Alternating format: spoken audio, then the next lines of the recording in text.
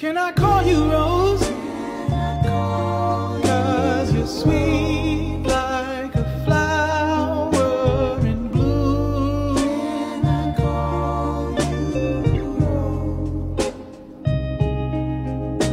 Can I call you Rose? 'Cause your fragrance takes over the... Umay naman, nabungkong pa talaga. Wala nang review yung tao, may quiz pa bukas. Tapos, may training pa sa basketball. Tapos, may group project pa sa weekends. May, ang hirap talaga ng buhay. Gusto ko na naman maging honor students, tapos maging MVP player. Bakit ba bilagan to ni God? Ang hirap talaga. Hindi ko na lang gagawin ko. Umay! Sounds familiar. Kung ikaw rin ay nalulunod sa schoolworks at extracurricular activities, well, you're not alone. School is important, duh, pero hindi na naman academics ang susi sa success. Extracurricular activities helps develop teamwork, leadership, and time management. So paano ba natin ma-achieve ang balance? Let's break it down! Tara, subilit mamaya. Bad timing ka naman. May exam mo bukas eh. Siguro pwede after ng exam. Okay lang yan, bukas ka na lang mag-review. Mag-enjoy muna tayo ngayon. Di talaga pwede guys eh. Bawal na ako after ng exam. Well, Jack, prioritizing means knowing when to say yes and when to say no.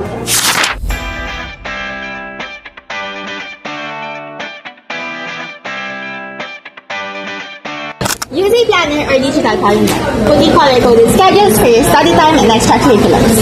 Kung may time ka para mag-ML, dapat may time ka din for your studies.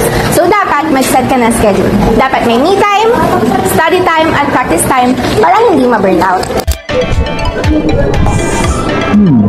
Kung may exam ako sa Monday, pwede ko magbibid ng Thursday to Saturday para di ko mag-cram. Tapos sa Sunday, light review na lang.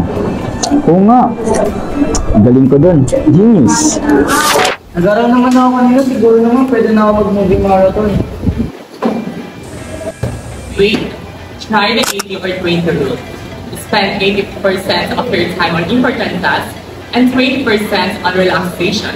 So kung nag-aaral ka ng 2 hours na higit, pwede ka mag-break ng 30 minutes. Kaya win-win!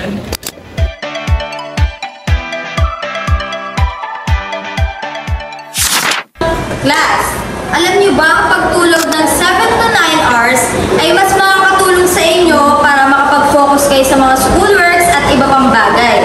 At sa isang banda, mas mag-i-increase ang inyong energy level.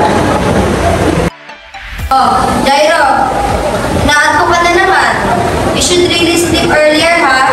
Mas magiging productive ang araw mo at mas maiintindihan mo ang lesson natin kapag natutulog na ng maaga. Oo, pasensya po. Sige. Ano, hindi ba focus? Ang daming kailangan gawin. Wait! Try the Pomodoro technique. Study for 25 minutes, then mag-break ka ng 5 minutes, paulit-ulit hanggang matapos mo lahat. Mas mabilis at mas epektibo.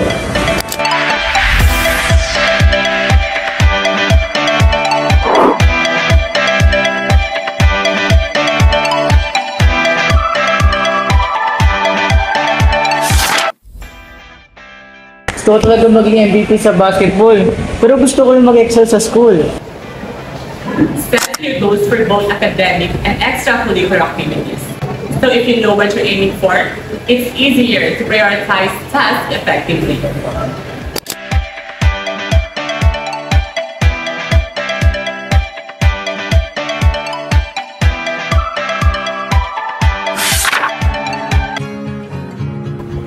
Yes! Thank you, Lord!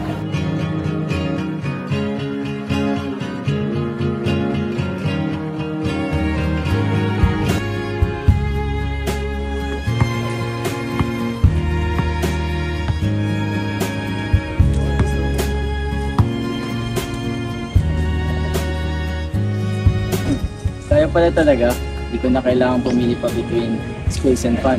Tamang balance ng pala talaga ang kailangan.